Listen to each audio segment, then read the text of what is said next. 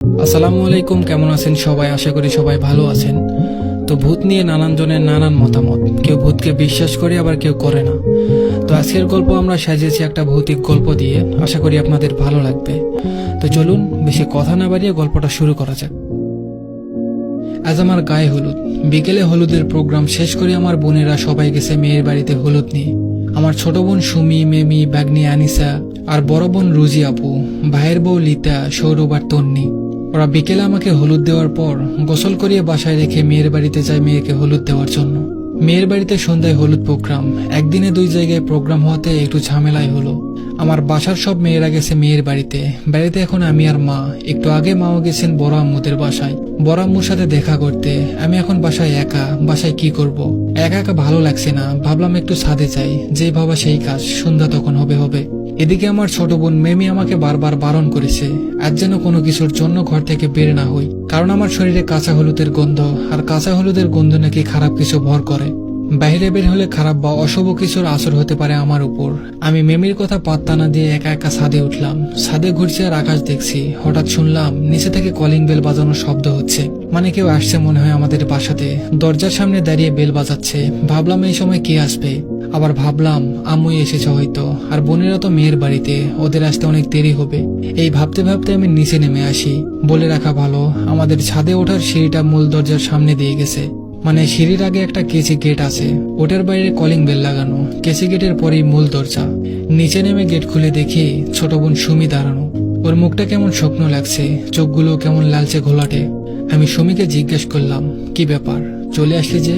কিছু হয়েছে নাকি ওই বাড়িতে?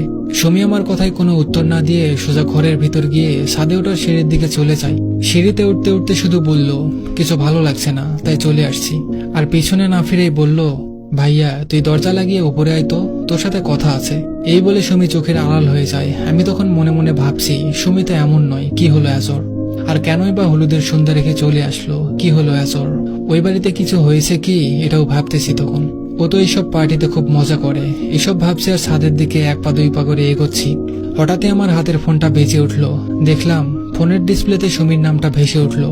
তার মানে সুমি ছাদে গিয়ে আমাকে ফোন দিচ্ছে আমার দেরি হচ্ছে দেখে। আমি একবার ভাবলাম ফোনটা রিসিভ করবো না, ছাদে তো যাচ্ছি। একটু জোরে পা চালিয়ে হাঁটা দিলাম, কিন্তু ফোনটা বেজেই চলেছে। এবার ফোনটা রিসিভ করলাম। ফোন ধরতেই সুমি বলল, ভাইয়া আমাদের আসতে একটু দেরি হবে। আনিসা খুব বমি করছে, ওকে নিয়ে হসপিটালে যাচ্ছি আমরা। যদি কোনো প্রয়োজন লাগে তোকে কল দিলে তুই হসপিটালে চলে আসিস, কেমন? আনিসা হচ্ছে আমার একমাত্র ভাগ্নি, যার বয়স আনুমানিক 4 বছর। ও গাড়িতে বা অটোতে চললেই বমি করে। আমি সুমির কথা শুনে থ হয়ে যাই। কি বলে ও? সিঁড়ি বেয়ে ওঠার মাঝপথে পা আটকে যায় আমার। ও যদি হসপিটালে থাকে তাহলে ছাদে ওটাকে। আমি তোতলাতে বলি, কি বললি তুই? তুই কোথায় এখন? সুমি আবার বলল, আমি আর মেমি আপু হসপিটালে, আমরা একটু পরেই যাব। আমি তখন মুখ ফুসকে বলে ফেলি, তুই হসপিটালে তাহলে ছাদে ওটাকে? একটু আগে কে ঘরে ঢুকলো তোর মতো? সুমি শুনেছে কি শোনেনি সেটা বুঝতে পারলাম না। ফোনটা কেটে গেল। আমি তখন ছাদে ওঠার সময় সিঁড়িতে দাঁড়িয়ে আছি। ভয়ে আমার হাত পা থরথর করে কাঁপছে, হয়তো পড়ে যাব বা অজ্ঞান হয়ে যাব। নিচে নেমে আসবো তাও পারছি না, শরীরে এতটুকু শক্তি নেই আমার। হঠাৎ উপর থেকে সুমির কণ্ঠে ডাক দিল, কি হলো ভাইয়া, ছাদে আয়। আমি তখন বোধশূন্য নির্বাক। প্রচন্ড ইচ্ছে হচ্ছে ছুটে পালাই, কিন্তু তাও পারছি না।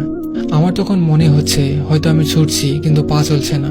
ঘুমের ভিতরে মানুষকে বোবা ভূত ধরলে যেমন অনুভূতি হয়, ঠিক তেমন একটা অনুভূতি হচ্ছে আমার। মাথা ঝিমঝিম করছে, মনে হয় জ্ঞান হারাবো। একটু পর দেখি ছাদের দরজাটা খুলে গেল, কেউ সিঁড়ি বেয়ে নিচের দিকে নামছে। থরথর করে কাঁপছি আমি, মনে মনে আল্লাহকে ডাকছি, আল্লাহ রক্ষা করুন। আর আমার ছোট বোন মেমির বলে যাওয়া কথাটা মনে পড়লো তখন, তোর গায়ে কিন্তু কাঁচা হলুদের গন্ধ, বাইরে বের হইস না আজ আর। ইস, কি ভুলটাই না করেছি আমি। কেন যে এই ভর সন্ধ্যায় ছাদে উঠতে গেলাম, এখন না এই ভুলের মাসুল জীবন দিয়ে দিতে হয়। এসব ভাবতে ভাবতে জ্ঞান হারিয়ে পড়ে যাব। এমন সময় দেখি ছাদের সিঁড়ি বেয়ে আমার বোনরূপী সেই সুমি অনেকটা নেমে এসেছে। আমাকে ধরে ফেলবে এমন হাত দূরত্বে দাঁড়িয়ে আছে। ওর চোখ দুটো জল করছে, রক্ত লাল চোখ ওর, তাকিয়ে আছে আমার দিকে। শরীর থেকে দর করে ঘাম পড়ছে তখন। থরথর করে কাঁপতে কাঁপতে জ্ঞান হারিয়ে সিঁড়িতে লুটিয়ে পড়লাম। জ্ঞান হারানোর আগে শুধু এটুকুই মনে আছে, আম্মার গলার শব্দ পাই। বলে রাখা ভালো, মাগরিবের আজান দেওয়াতে আম্মু বড় আম্মুদের বাসা থেকে চলে আসে। আর আমি তখন সুমির ফোন পেয়ে ভয় হোক বা মনের ভুলে হোক মেন গেটটা লাগাতে ভুলে গিয়েছিলাম। আর এই ভুলের জন্যই এই যাত্রায় হয়তো আমি বেঁচে যাই। আম্মু বাসায় এসে দেখেন আমি ছাদে ওঠার সিঁড়ি থেকে গড়িয়ে নিচে পড়ছি। আম্মু দৌড়ে গিয়ে ধরে ফেললেন আমাকে, আর আমি বেঁচে যাই। তো এই ছিল আজকের আমাদের গল্প। আশা করি আপনাদের গল্পটা ভালো লেগেছে। আপনারা চাইলে আপনাদের আশেপাশে ঘটা বিভিন্ন গল্প বা আপনাদের জীবনের সাথে ঘটে যাওয়া বিভিন্ন গল্প আমাদের মাঝে শেয়ার করতে পারেন। তো গল্প পাঠাতে অবশ্যই আপনারা আমাদের ফেসবুক পেজে নক দিবেন। তো সবাই ভালো থাকবেন, সুস্থ থাকবেন। ধন্যবাদ সবাইকে।